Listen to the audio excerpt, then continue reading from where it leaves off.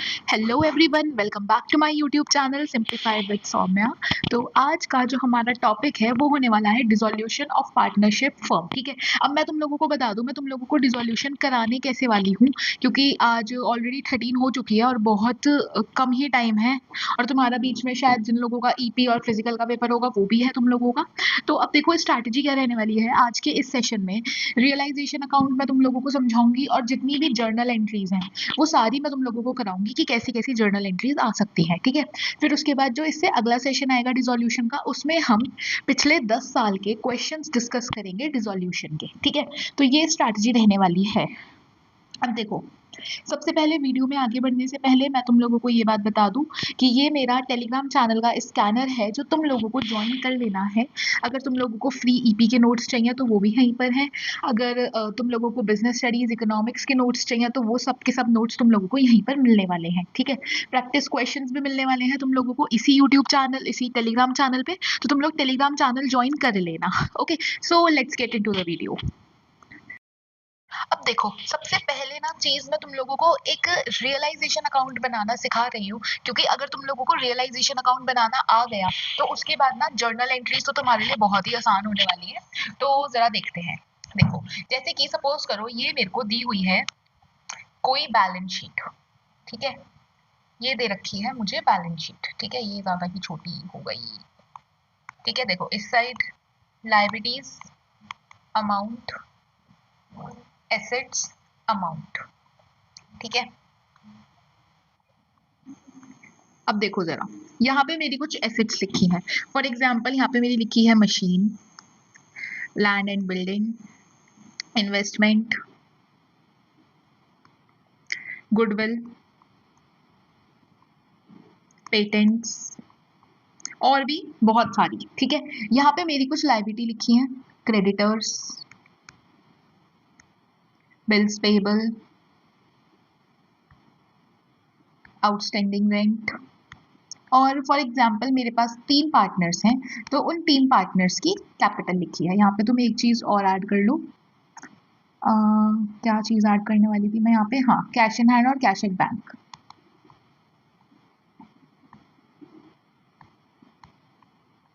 ठीक है, ये दे रखी है मुझे बैलेंस शीट। अब मेरे को वो बोल रहा है कि भैया डिसोल्यूशन अकाउंट, वो रियलाइजेशन अकाउंट बनाओ। ठीक है, अब ध्यान से समझना, रियलाइजेशन अकाउंट में कैसे बनाऊंगी।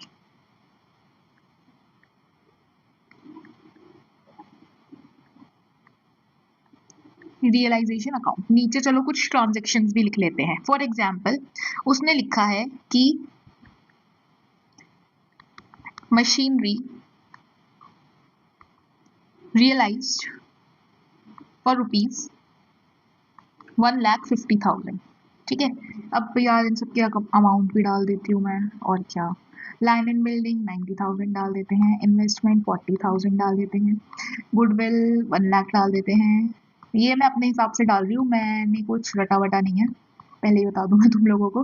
Cash in hand, cash at bank. ठीक है, फिर क्रेडिटर्स डाल देते हैं हम 1 लाख रुपए, बिल्स पेबल 50,000 डाल देते हैं, आउटस्टैंडिंग रेंट 20,000 डाल देते हैं, और तीनों की कैपिटल 1 लाख 1 लाख 1 लाख डाल देते हैं। ठीक है, कैपिटल हो गई। अरे यार, बैलेंस शीट मैच भी तो करनी थी। शिट शिट शिट, ये हो गए 3 4 4,70,000। ठीक है, और ये हो गए 1 2 3 3 और 3,90,000 और 4,10,000 हो गए इस साइड वाला टोटल। 4,10,000 हुआ ना, तो इसको भी किसी चीज को कम कर दो। 4,10,000। ठीक है, मेरे को 80,000 और बढ़ाना है ना, ये कर दो, गुडविल कर लो। गुडविल कर देते हैं 1,80,000 की।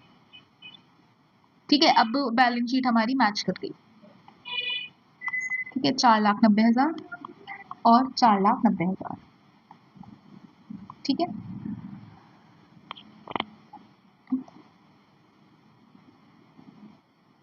हटा दो, डिफरेंस आ रहा था इसकी वजह से। चलो ठीक है, अब देखो मशीनरी बोल रहा है रियलाइज हो रही है 1,50,000 की। ठीक है, उसके बाद वो कह रहा है कि land and building realised for ₹50,000, ठीक है। इन्वेस्टमेंट फॉर ₹25,000, ठीक है। और पेटेंट्स दे दिए इसने मेरे को, रुको यार एक काम करो, इन्वेस्टमेंट हटाओ, ठीक है। थोड़ा डिफिकल्ट करते हैं ना इस चीज को।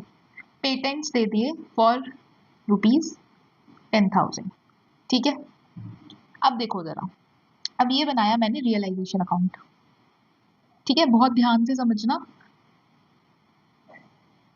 Realisation particulars rupees,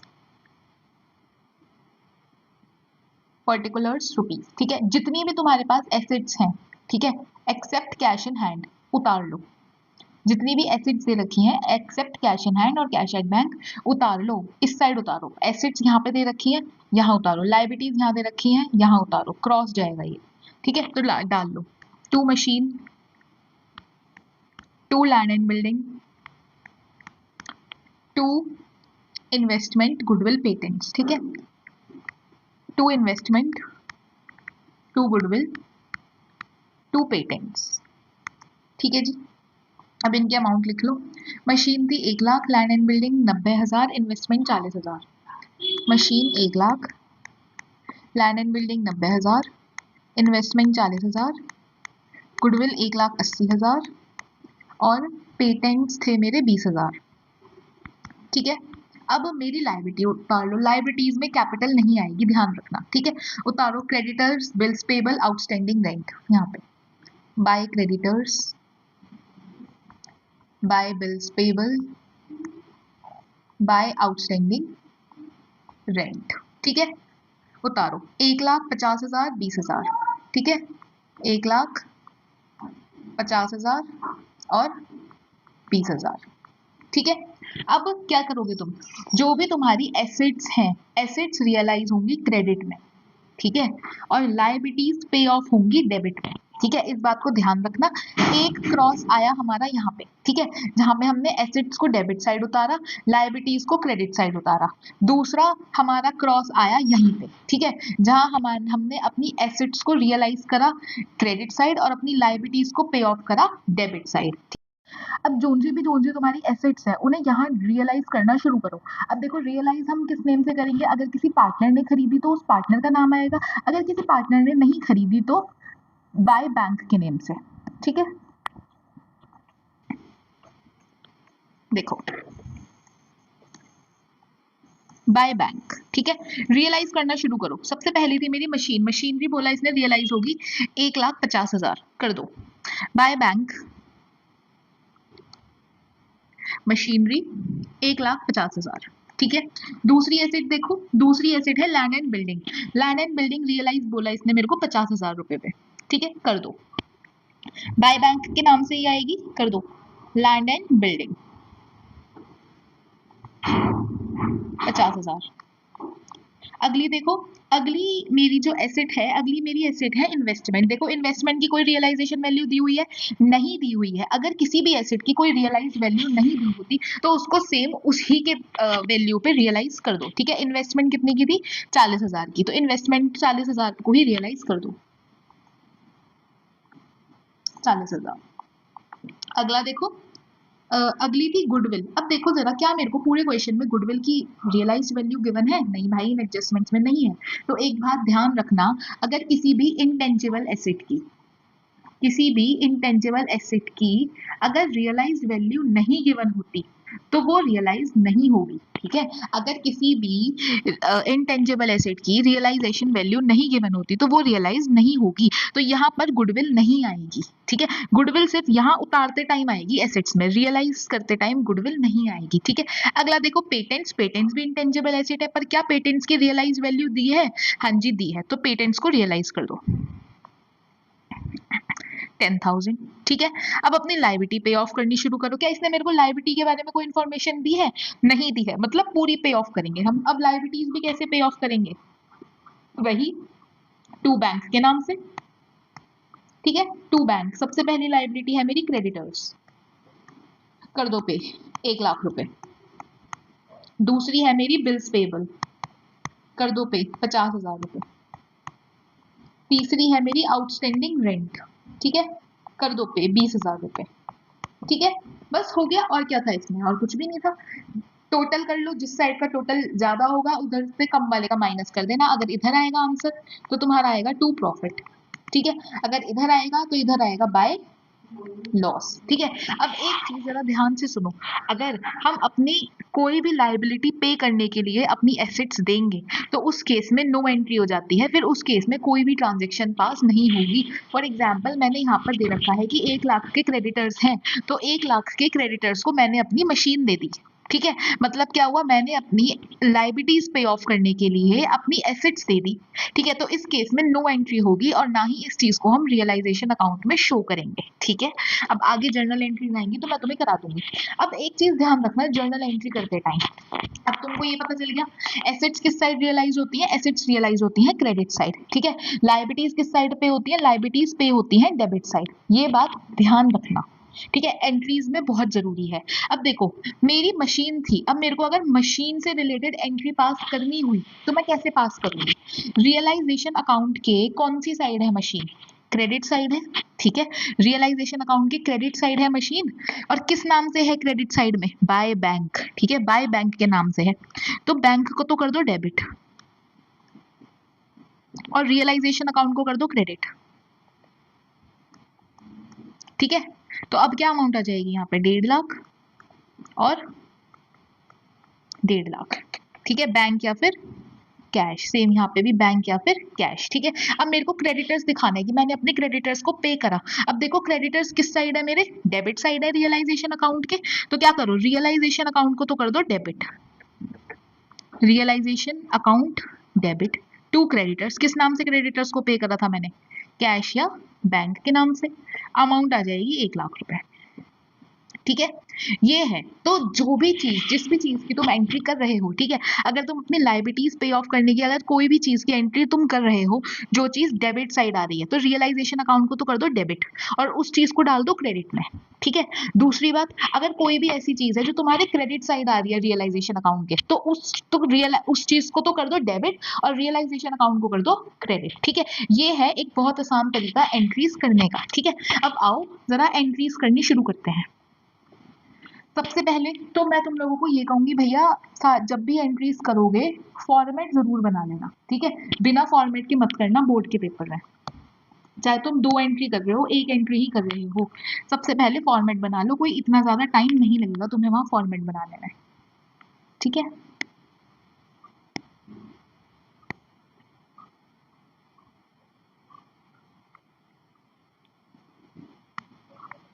date,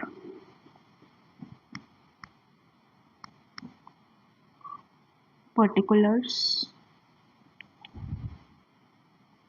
LF, LF इतना बड़ा नहीं,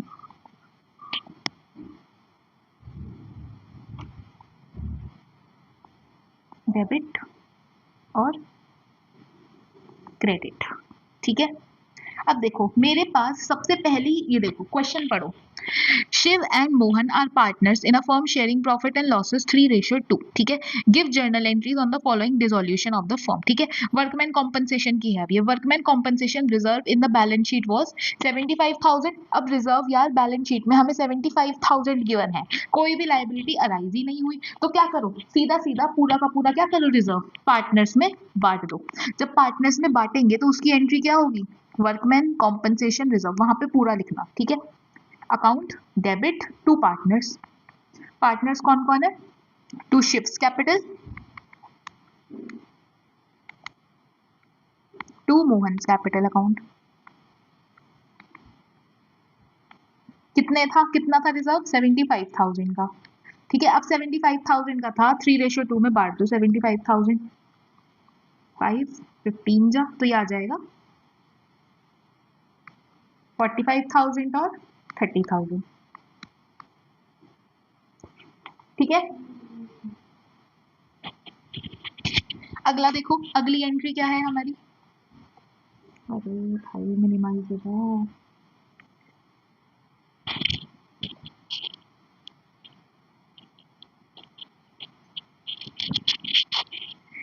देखो अगली क्या है, वर्कमैन कॉम्पनसेशन रिजर्व है 60,000 का, लाइबिलिटी है 35,000 की। अब एक चीज और बता रही हूँ मैं तुम लोगों को, वर्कमैन कॉम्पनसेशन रिजर्व कभी भी रियलाइजेशन में नहीं आता, पर उसकी लाइबिलिटी आती है अगर कोई अराइज होती है तो, या फिर कोई क्लेम अराइज होता है तो, ठीक है। अब देखो 60,000 का मेरा रिजर्व है, 35,000 की मेरी लाइबिलिटी अराइज हो गई, ठीक है। तो सबसे पहले तो इसी चीज की एंट्री कर दो तुम,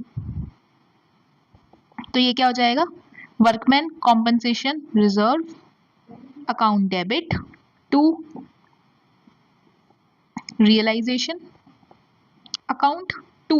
अब देखो यार 60,000 का रिजर्व है, 35,000 की लाइबिलिटी अराइज हुई, तो ये जो 25,000 है ये तो पार्टनर्स में बटी जाएंगे मेरे, ठीक है। टू दोनों पार्टनर्स का नाम लिख दो, टू शिव अकाउंट और टू मोहन अकाउंट, ठीक है। कर दो, 60,000 का मेरा रिजर्व था, 35,000 की मेरी लाइबिलिटी अराइज हुई थी, बचे हुए 25,000 3:2 में दोनों पार्टनर्स में बांट दो, 5 जो ये आएगा 15,000 और 10,000,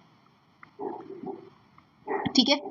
अब अगली चीज देखो, अब वर्कमैन कॉम्पनसेशन की लाइबिलिटी तुम किस साइड डालोगे, लाइबिलिटी आती किस साइड है हमारी, क्रेडिट साइड, यहां पर लिखूंगी मैं बाय वर्कमैन कॉम्पनसेशन क्लेम, ठीक है, 35,000 का। इस क्लेम की पेमेंट कहाँ होगी, यहाँ पे 35,000 की, तो एंट्री क्या हो जाएगी, एंट्री हो जाएगी मेरी realisation account debit to bank या फिर कैश, ठीक है। कितने की, 35,000 और 35,000, ठीक है। आगे देखो, थर्ड देखो क्या दे रखा है, थर्ड में गिवन है 60,000 का रिजर्व है, 75,000 की लाइबिलिटी है। अब 75,000 की लाइबिलिटी है मतलब कितने की आई, ऊपर मेरे पास से लाइबिलिटी 15,000 की, ठीक है। अब इसकी देखो, इसकी एंट्री कैसे होगी, सबसे पहले तो वही कर दो, workman compensation reserve account debit to bank, क्योंकि अब मेरी जेब में से जाएंगे पैसे, ठीक है। रिजर्व कितने का था हमारा, नहीं नहीं सॉरी, बैंक नहीं, सॉरी रियलाइजेशन, हाँ अभी तो रियलाइजेशन आएगा ना, हाँ टू रियलाइजेशन, ठीक है। रिजर्व कितने का था मेरा, 60,000 का, ठीक है। अब देखो जरा, ऊपर से मेरे पास से कितने पैसे गए हैं, मेरे पास से टोटल कितने पैसे जाएंगे, 60,000 तो मैंने, 60,000 का तो मैंने रिजर्व बना रखा है वो, तो ये क्या हो जाएगा, realisation account debit to bank, total amount लिखनी है यहाँ पे 75,000 और 75,000। कई बार बच्चे क्या करते हैं, बच्चे इन दोनों का डिफरेंस लिख देते हैं कि जी 60,000 तो रिजर्व में से है, 15,000 और जाएंगे हमारे पास से, नहीं बेटा पूरी ही अमाउंट आएगी, ठीक है। फोर्थ पार्ट देखो इसका, फोर्थ पार्ट में क्या गिवन है, फोर्थ पार्ट में गिवन है कि की रिजर्व भी 60,000 का है और लाइबिलिटी भी 60,000 की ही हुई। सबसे पहले तो यही एंट्री कर दो जो हम ये कर रहे हैं सब में common, workman compensation reserve account debit to realisation, डाल दो 60,000 और 60,000, ठीक है। अगला कितने की लाइबिलिटी अरेंज हुई, कितने की लाइबिलिटी हुई मेरी, 60,000 की लाइबिलिटी हुई मेरी, ठीक है। तो 60,000 की लाइबिलिटी दिखाने के लिए क्या करेंगे हम, वही रियलाइजेशन अकाउंट डेबिट, क्योंकि जितने का रिजर्व था उतने की ही मेरी लाइबिलिटी हो गई, तो ये हो जाएगा realisation account debit to bank. तो यहाँ भी अमाउंट कितनी आएगी, 60,000 और 60,000, ठीक है, 60,000 दूंगी मैं अब।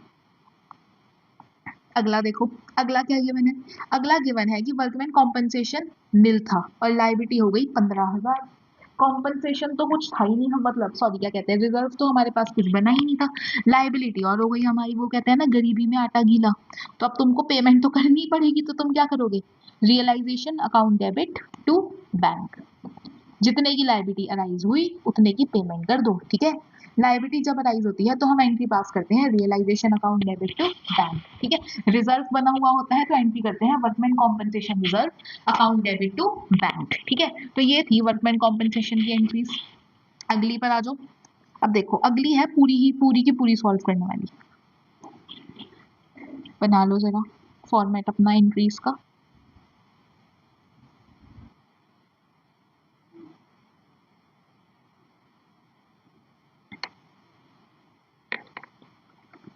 डेट, पर्टिकुलर्स, एलएफ, डेबिट और क्रेडिट। ठीक है, देखो सबसे पहली एंट्री क्या है मेरे पास। सबसे पहले तो तुम ये देखो, pass the necessary journal entry is for the transaction on dissolution of a partnership firm. Paras और अमित पार्टनर्स हैं।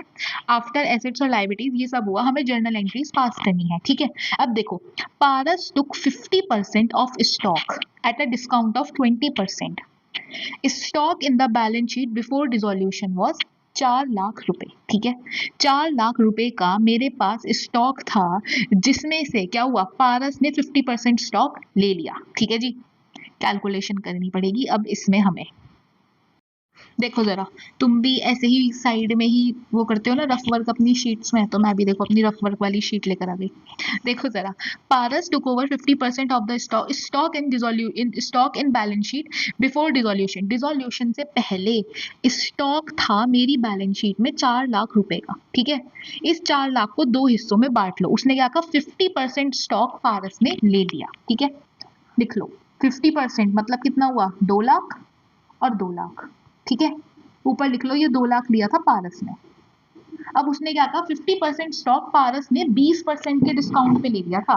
देख रहे हो तुम ये चीज, 20% का डिस्काउंट। 2 लाख का 20% निकाल लो कितना होगा, 40,000। माइनस कर दो इसमें से 40,000, मतलब 1,60,000 का स्टॉक ले लिया पारस ने। ठीक है, स्टॉक के बारे में कोई और इन्फॉर्मेशन गिवन है नहीं, गिवन है। और ये क्या हुआ, ये 2 लाख का हमने एज इट इज का एज इट इज बेच दिया। ठीक है, अब देखो जरा, जब तुम एंट्री करोगे या तुम रियलाइजेशन अकाउंट बनाओगे, अब पहले तो तुम ये सोचो कि तुम्हारा स्टॉक है, स्टॉक तुम्हारी एसेट है। रियलाइज किस साइड होगा, अभी बताया था। देखो स्टॉक मेरी एसेट है, एसेट है तो इधर आएगा। रियलाइज किस साइड होगा, क्रेडिट में। ठीक है, अब अगर क्रेडिट में मेरा स्टॉक रियलाइज हो रहा है तो मैं एंट्री क्या लिखूंगी, सोचो जरा। एंट्री क्या लिखेंगे हम अगर हमारा क्रेडिट में स्टॉक रियलाइज हो रहा है तो, क्रेडिट में स्टॉक रियलाइज हो रहा है मतलब मैं रियलाइजेशन अकाउंट को तो क्रेडिट करूंगी। डेबिट किस किस चीज को मैं करूंगी, एक तो मैं पारस को करूंगी क्योंकि पार्टनर है पारस, पारस ने लिया स्टॉक। एक मैं क्या करूंगी, बैंक को, क्योंकि ये जो बचा हुआ 2 लाख का स्टॉक था ये मैंने जाके मार्केट में बेच दिया। ठीक है, तो कर दो Paras capital account debit, bank account debit to realisation. ठीक है, लिख दो पारस 1,60,000, बैंक के थ्रू कितना बेचा तुमने, 2 लाख का, तो टोटल स्टॉक कितना गया तुम्हारा, 3,60,000 का, खत्म। ठीक है, ठीक है, अगली एंट्री देखो। अगली एंट्री है, डेटर्स थे 64,000 के, प्रोविजन बना रखा था हमने 24,000 का। 48,000 of the debtors were not receivable, मतलब क्या हुए, 48,000 हो गए मेरे बेड डेप्ट्स। ठीक है, बेड डेप्ट्स हो गए। अब देखो जरा ध्यान से देखो, डेटर्स है मेरे 2,64,000 के, प्रोविजन किसी का मतलब नहीं है, बस हमको तो सीधा बेड डेप्ट से मतलब है। बेड डेप्ट्स कितने हो गए मेरे, 48,000 के, कर दो माइनस, कितने आएंगे, 2,16,000। डेटर्स हैं, अब डेटर्स एसेट्स हैं हमारी, एसेट्स किस साइड आती हैं हमारी, क्रेडिट साइड। अब एसेट्स मेरी क्रेडिट साइड आएंगी तो क्या होगा, और यहाँ पे तो हमने बोला नहीं, हमें बोला नहीं कि डेटर्स किसी ने ले लिए या कुछ हो गया, मतलब हमने बैंक या कैश के नाम से रियलाइज करा। तो कर दो इसे बैंक या cash account debit to realisation account. 2,16,000, 2,16,000। ठीक है, अगला देखो, अगला क्या गिवन है, लैंड, ये रहा, furniture transfer to realisation account was 50,000, furniture realise कर दिया। अब देखो यार, फर्नीचर भी एसेट है, एसेट है तो मतलब क्या होगा, रियलाइजेशन अकाउंट क्रेडिट होगा। एसेट, फर्नीचर एसेट है, रियलाइज किस साइड होगी, क्रेडिट साइड होगी, तो रियलाइजेशन अकाउंट हो जाएगा क्रेडिट। तो डेबिट क्या हो जाएगा, बैंक या cash account debit to realisation account. ठीक है, अमाउंट क्या थी इसकी 50,000 और 50,000, ठीक है। ये बड़ी ही गंदी आदत है भैया इसकी। 50,000 और 50,000 यहाँ नीचे लिखते रहना, फर्नीचर रियलाइज्ड,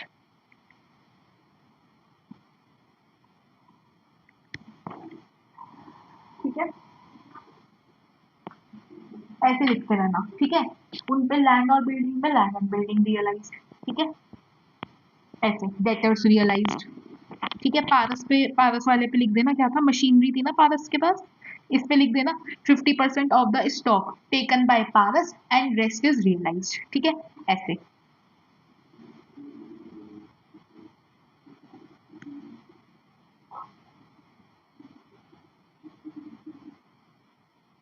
अब अगला देखो, फोर्थ, फोर्थ क्या गिवन है मुझे, फोर्थ है land and building realise 1 lakh 8 lakh against the book value of 5 lakh.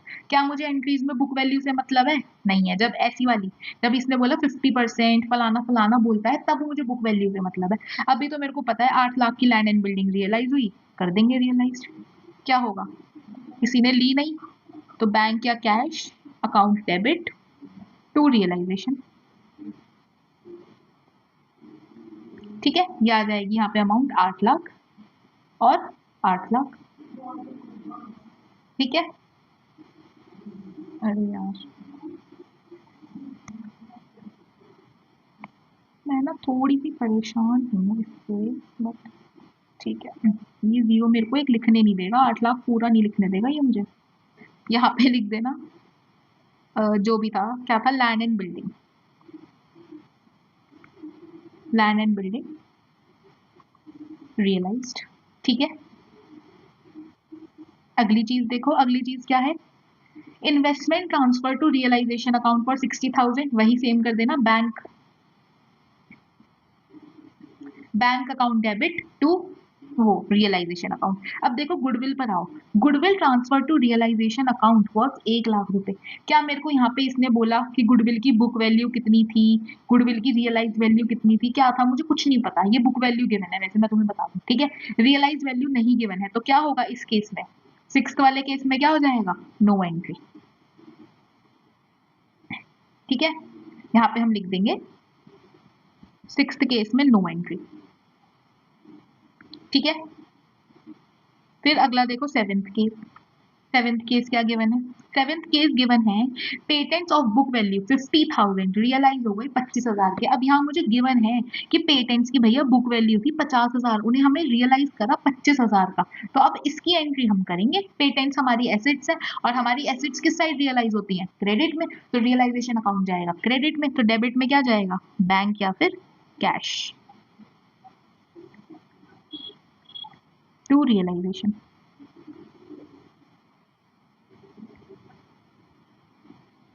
25,000, 25,000, ठीक है। अगला देखो six, accrued income and prepaid expenses in the balance sheet before transfer to realization account पर इतने और इतने। क्या मुझे इनकी रियलाइज वैल्यू दे रखी है, नहीं दे रखी है, ठीक है। तो ये भी क्या हो जाएंगी मेरी, इस केस में भी क्या हो जाएंगी, एट्थ वाले केस में नो एंट्री, ठीक है। इस केस में भी हो जाएगी मेरी नो एंट्री, ठीक है। अगले क्वेश्चन पर चलते हैं। देखो, Adhiraj और Karan were partners in a firm sharing profit and losses in 3:2, ठीक है। On 31st March 2018, the firm was dissolved. After the transfer of assets, ये सब कुछ दिया हुआ है। सबसे पहले इसने बोला कि फर्नीचर है 70,000 का, ठीक है, ठीक है, आओ करते हैं इसको। सबसे पहले तो भाई अपना फॉर्मेट ही बना लो,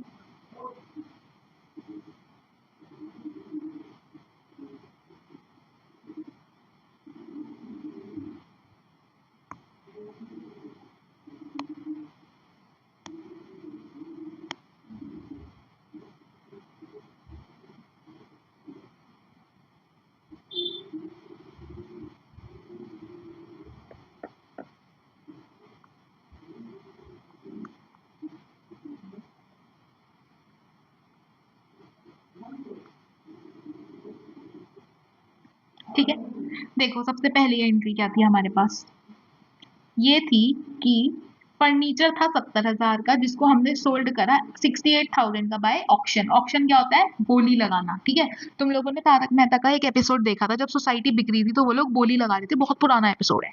ठीक है, तो क्या था 68,000 का हमने फर्नीचर बेच दिया। ठीक है, अब जिसपे से ऑक्शनर ने कहा कि भाई साहब मैं भी दूंगा 2,000 रुपए अपने। ठीक है, देखो 70,000 का तुम्हारा फर्नीचर था। ठीक है, तुमने 68,000 का बेचा, तुम्हारे पास पैसा कितना आना था? 68,000, जिसमें से ऑक्शनर ने बोल दिया भाई मेरा कमीशन भी तो दे, तो अब तुम्हारे पास पैसा कितना आएगा? 66,000।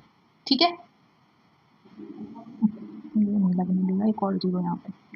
ठीक है, तो हमारे पास पैसा कितना आएगा यहाँ पे? 66,000। ठीक है, तो अब 66,000 से होगी हमारी जर्नल एंट्री। ठीक है, कर लो। अब फर्नीचर क्या है? मेरी एसेट है। मेरी एसेट किस साइड रियलाइज होती है? मेरी एसेट क्रेडिट साइड रियलाइज होती है। ठीक है, हमने किसी पार्टनर ने नहीं खरीदी हमसे, तो हम डेबिट किसे कर देंगे?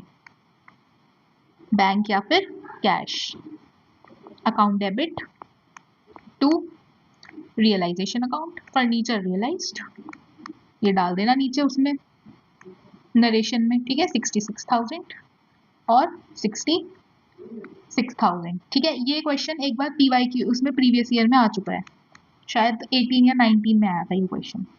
अगला देखो, Adhiraj loan amounting to 35,000 was paid. ठीक है, अब लोन पे करा पार्टनर ने। अब इसकी चीज बहुत ध्यान से सुनना तुम लोग। देखो लोन वाले केस में क्या होता है कि लोन वाले केस में पार्टनर तो हो जाता है डेबिट। ठीक है, जिस पार्टनर ने लोन लिया है पार्टनर हो जाता है डेबिट। पार्टनर्स कैपिटल नहीं, partners loan account, partners loan account debit to bank या फिर कैश। ठीक है, तो यहाँ पे अधिराज का लोन था। ठीक है, तो अधिराज के लोन में देखो जरा क्या होगा। Adhiraj loan account debit to bank. ठीक है, देखो लोन कितने का था हमारे पास? लोन था हमारे पास 35,000 का, तो ये पे करो 35,000 और 35,000। अब देखो जरा अगला, अगला क्या दिया हुआ है? Out of A stock of 80,000 current took 50% of A stock at 20% discount and remaining sold at 30% on cost. ठीक है, अब स्टॉक दिया हुआ है, स्टॉक में इसने ये कहा है कि 80,000 का स्टॉक है, 80,000 के स्टॉक में से 50% स्टॉक करण ने ले लिया 20% के डिस्काउंट पे, और जो बाकी का बचा हुआ स्टॉक था वो हमने मार्केट में जाके बेच दिया 30% के प्रॉफिट पे। ठीक है, अब देखो स्टॉक को दो हिस्सों में बांट लो। 80,000 का स्टॉक है। ठीक है, दो हिस्सों में बांट लो। ठीक है, एक लिया है करण ने, 50% लिया है करण ने। ठीक है, तो यहाँ पे लिख लो करण और यहाँ पे लिख लो बैंक। ठीक है, 40,000, 80 का 50% 40,000। ठीक है, वो ये कह रहा है कि ये जो 40,000 वाला है ना, ये करण ने 20% के डिस्काउंट पे ले लिया। 40,000 का 20% कितना होता है भाई? 8,000 होता है। इसमें से 8,000 माइनस कर दो। 32,000 का स्टॉक लिया है करण ने। ठीक है, और ये जो बचा हुआ है रिमेनिंग स्टॉक बचा हुआ ये रहा 40,000, ये रिमेनिंग 30% के प्रॉफिट पे बेच दिया हमने। अब 40,000 का 30% निकालो कितना होगा? 12,000। अब 12,000 क्या कर देंगे हम इसमें प्लस, मतलब ये कितने का बेच दिया हमने मार्केट में? 52,000 का। ठीक है, ये दिया करण ने, ये दिया करण को, ये दिया बैंक को। ठीक है, अब इसकी एंट्री कर दो थर्ड में, कंबाइन ही एंट्री कर दो। ठीक है, एक दिया हमने करण को, और स्टॉक है, स्टॉक होती है मेरी एसेट, एसेट रियलाइज होती है क्रेडिट साइड। जब एसेट रियलाइज क्रेडिट साइड होती है तो हम रियलाइजेशन अकाउंट को क्रेडिट करते हैं। ठीक है, तो एक लिया करण ने तो हम करण को डेबिट कर देंगे, Karan capital account debit, bank account debit to realisation. चाहे तो एक एंट्री कर लो, चाहे अलग अलग भी कर सकते हो कि current capital account debit to realisation 32,000 और bank account debit to realisation 52,000। ठीक है, मैंने एक ही साथ कर दी। ये हो गई हमारी टोटल 84,000। ठीक है, अगला देखो, अगला क्या गिवन है हमें? फोर्थ देखो, अ bills receivable of 3000 under discount was dishonoured, ठीक है। एक बिल्स रिसीवेबल ना, बिल्स रिसीवेबल क्या होती है, मेरी एसेट होती है, ठीक है। वो क्या हो गया, वो डिसऑनर हो गया, as the acceptor had become insolvent and hence the bill had to be met by the firm, ठीक है। एक बिल्स रिसीवेबल था जिसका जो एक्सेप्टर था वो इंसॉल्वेंट हो गया, ठीक है। अब इंसॉल्वेंट हो गया तो उस वजह से क्या हुआ, वो जो बिल था वो फर्म को पे करना पड़ा। अब अगर फर्म कोई भी चीज पे करती है तो किस साइड पे करती है, डेबिट साइड पे करती है। अब अगर बिल्स रिसीवेबल डेबिट साइड आएगा, फर्म डेबिट साइड पे करेगी, तो डेबिट क्या होगा, रियलाइजेशन अकाउंट, ठीक है। तो क्या करो, रियलाइजेशन अकाउंट को कर दो debit, realisation account debit to bank, amount डाल दो 3000 और 3000, ठीक है। आया समझ में। फिफ्थ देखो, फिफ्थ है हमारे पास प्रॉफिट और लॉस दिखा रहा है डेबिट बैलेंस का 56,000, ठीक है। प्रॉफिट और लॉस अकाउंट शो कर रहा है डेबिट बैलेंस 56,000 का। तो क्या करो, पार्टनर्स को डेबिट कर दो, प्रॉफिट एंड लॉस को क्रेडिट कर दो, ठीक है। तो कौन कौन थे पार्टनर्स, एक तो करण था, अधिराज और करण थे, और इनका रेशियो था 3:2, ठीक है। तो क्या करो, अधिराज कैपिटल अकाउंट डेबिट, करण's capital account debit to profit and loss account. 56,000 थे,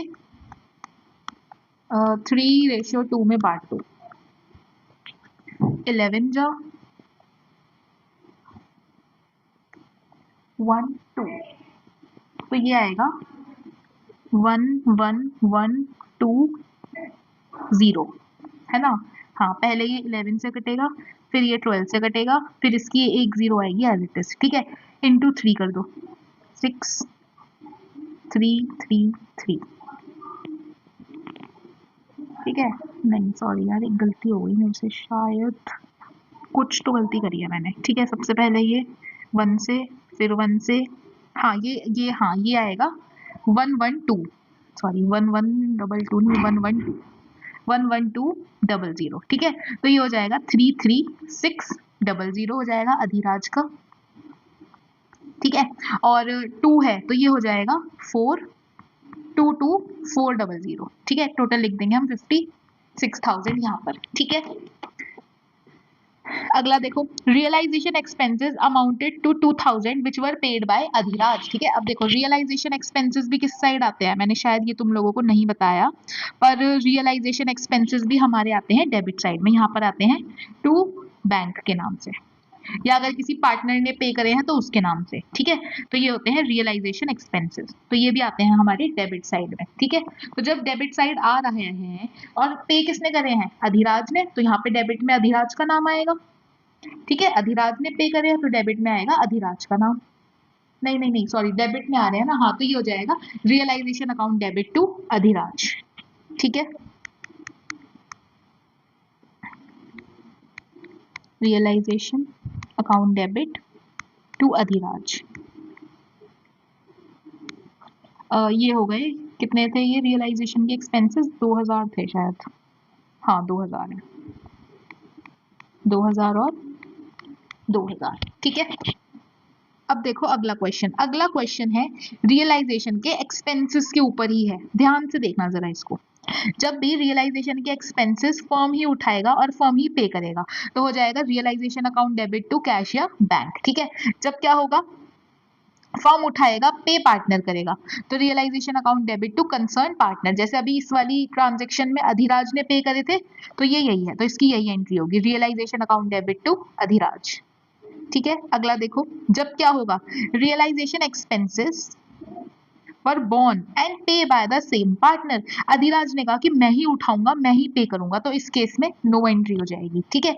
अगला देखो, when realisation expenses agree to carry out dissolution for any remuneration, मैंने किसी पार्टनर को कहा कि तू क्या कर, डिसॉल्व करा फर्म, मैं तेरे को सैलरी दूंगा, रेमुनरेशन दूंगा, इंक्लूडिंग रियलाइजेशन एक्सपेंसेस, तो इसमें क्या होगा, realisation account debit to concern partner, मतलब वही पार्टनर्स कैपिटल अकाउंट। अगला देखो, when realization expenses are borne by the partner and paid by the firm, जब क्या कहा था, पार्टनर ने कहा था कि भैया मैं दूंगा, पर पे फर्म ने कर दिया, तो इस केस में क्या हो जाएगा, partners capital account debit to cash या फिर बैंक, ठीक है। ये देखो ये क्वेश्चन दिया हुआ है, अब इसी पर हमें एक्सपेंसेस के ऊपर ही, ठीक है। और एक्सपेंसेस वाले क्वेश्चंस यार देखो मेनली आते ही आते हैं पेपर में, ये मैं चीज तुम लोगों को बता दूं। और पिछले 1-2 सालों से ये लोग जर्नल एंट्रीज ही दे रहे हैं बोर्ड एग्जाम्स में, ठीक है। तो थोड़ा सा इस चीज के लिए अच्छे से प्रिपेयर कर लो। डेट, पर्टिकुलर्स, एलएफ, डेबिट और क्रेडिट, ठीक है। सबसे पहली जर्नल एंट्री मेरे को देखो दे रखी है कि रियलाइजेशन एक्सपेंसेस वर 10,000। अब सोचो, ये सोचते ही तुम्हारे दिमाग की घंटी बजनी चाहिए कि रियलाइजेशन के जो एक्सपेंसेस होते हैं वो डेबिट साइड में आते हैं, ठीक है। तो एंट्री क्या होगी, realisation account debit to cash या फिर बैंक अकाउंट, ठीक है। 10,000 10,000, ठीक है। अगली एंट्री देखो, अगली गिवन है realisation expenses 5,000 were paid by Tarun a partner. Tarun ने रियलाइजेशन एक्सपेंसेस पे करे। अब रियलाइजेशन एक्सपेंसेस आएंगे किस साइड, डेबिट साइड आएंगे, तरुण के नाम से टू तरुण, ठीक है। तो यहाँ पे अब एंट्री क्या हो जाएगी, realisation account debit to Tarun, capital account 5,000 5,000, ठीक है। अगला देखो, अगला है realisation expenses were 5,000 were paid by the firm on behalf of Madan a partner. Madan ने कहा था कि भैया रियलाइजेशन के एक्सपेंसेस बियर मैं करूंगा, ठीक है। पर मदन की जगह फर्म को पे करने पड़े, ठीक है। तो क्या होता था, जब realisation expenses were borne by partner but paid by the firm, तो इसकी एंट्री हम क्या करते थे, partners capital account debit to cash, ठीक है। तो अब यहाँ पे पार्टनर कौन है, मदन, ठीक है। तो एंट्री क्या हो जाएगी,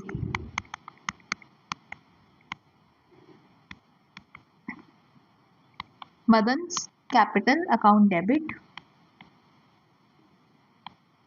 टू कैश या बैंक, 5,000 और 5,000, ठीक है।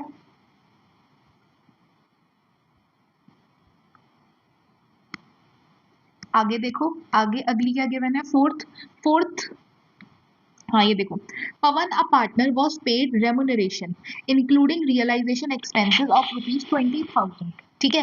Carry out dissolution of the firm actual expenses were 10,000। Pawan को हमने कहा था कि हम तेरे को रेमुनरेशन देंगे 20,000 रुपए की, ठीक है। और इसमें क्या होगा, इसमें तेरे डिसोल्यूशन के एक्सपेंसेस भी इंक्लूडेड होंगे, ठीक है। और डिसोल्यूशन एक्सपेंसेस कितने थे, 10,000 रुपए। पवन को सैलरी कितनी देनी थी, 20,000 रुपए। तो कर दो एंट्री, एक तरीके से हमारी फर्म के लिए खर्चा ही तो है। तो रियलाइजेशन अकाउंट क्या आएगा, डेबिट साइड में। तो एंट्री हो जाएगी रियलाइजेशन अकाउंट डेबिट टू, कौन था, पवन था ना,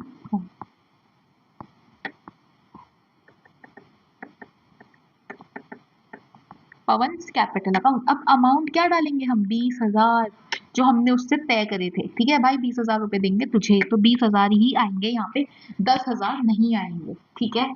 अगला देखो, फिफ्थ देखो, फिफ्थ क्या दिया हुआ है, फिफ्थ गिवन है कि dissolution expenses were 8,000, out of the said expenses 3,000 were borne by the firm and balance by Ravi a partner, 8,000 are paid by the firm, ठीक है।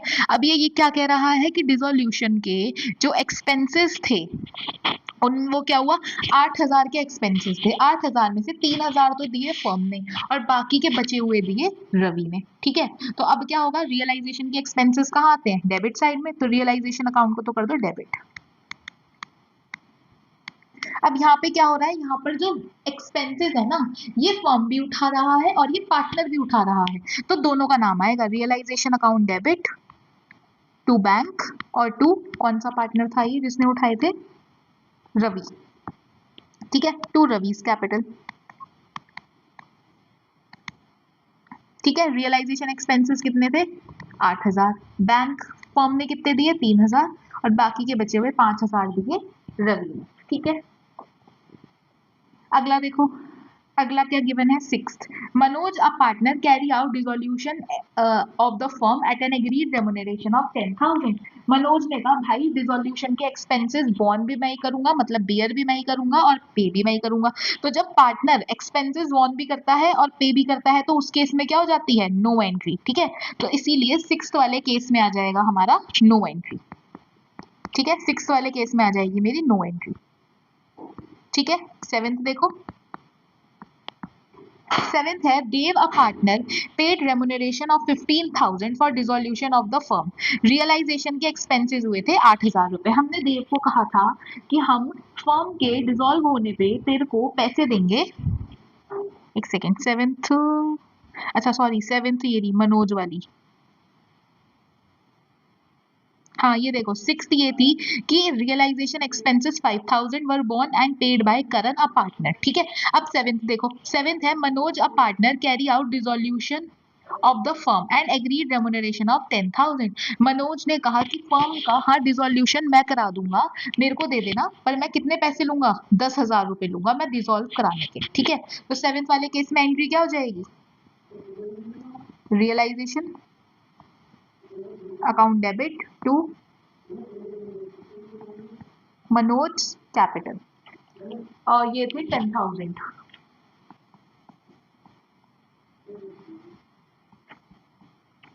8th देखो,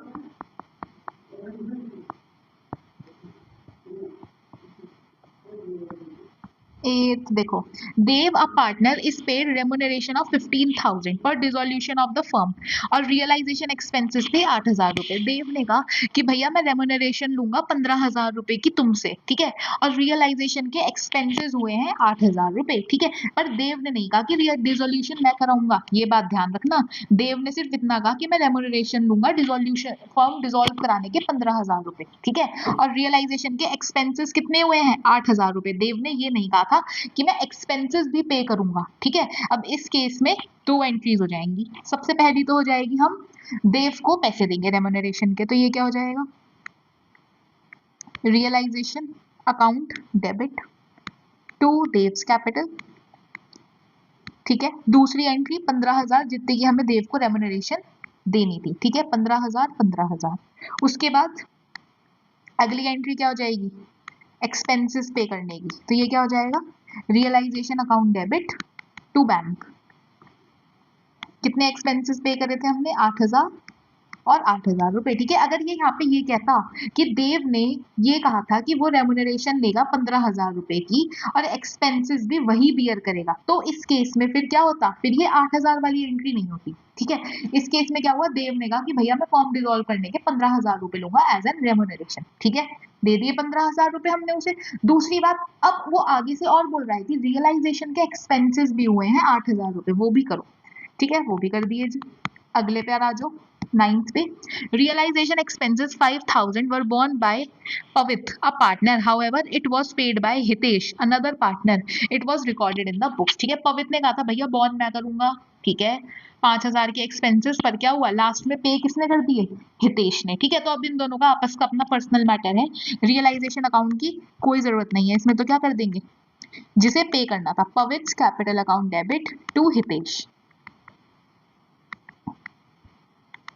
ठीक है, आया समझ में, पैसे डाल दो, कितने थे इसमें, 5,000 रुपए।